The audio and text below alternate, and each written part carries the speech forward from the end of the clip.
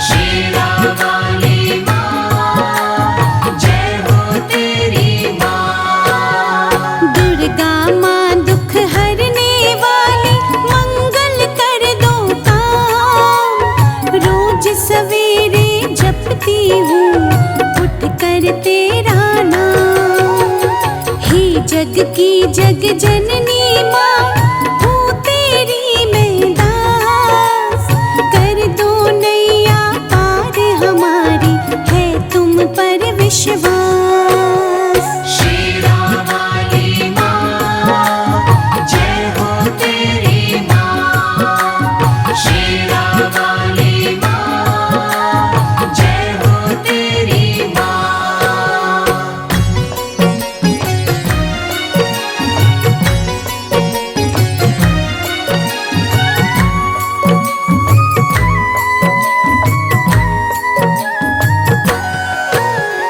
चंद्र घंटा कात्यायनी, तुम हो दयालु माँ।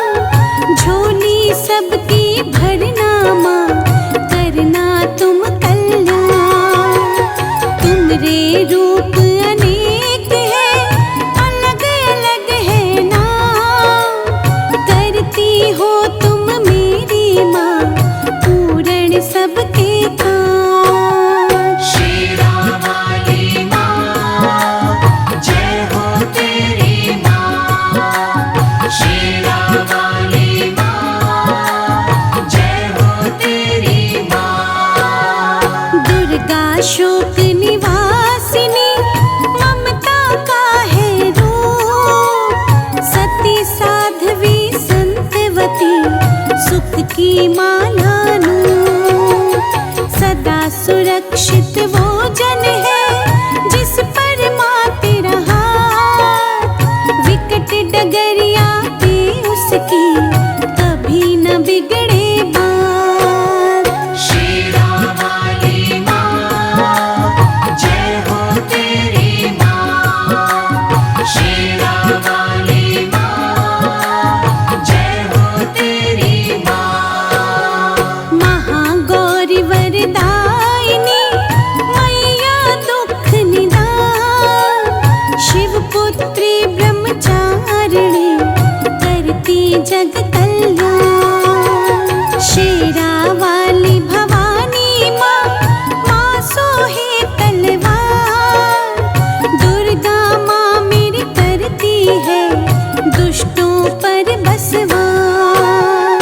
शेरा वाली माँ, जय हो तेरी माँ। शेरा वाली माँ, जय हो तेरी माँ।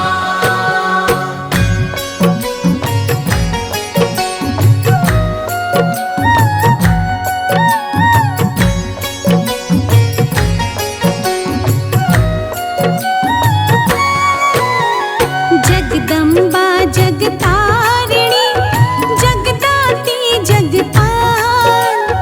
इसके चरणन जो हुए, उन पर होए दयाल। माँ की शीतल छाँव में, स्वर्ग सा सुख जो हो। जिसकी रक्षा माँ करे, वार न उस पे हो।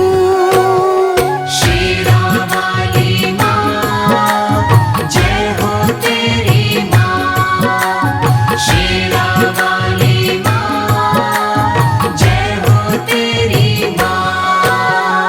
करुणामयी कपालिनी, दुर्गा दया निधान। जैसी जिसकी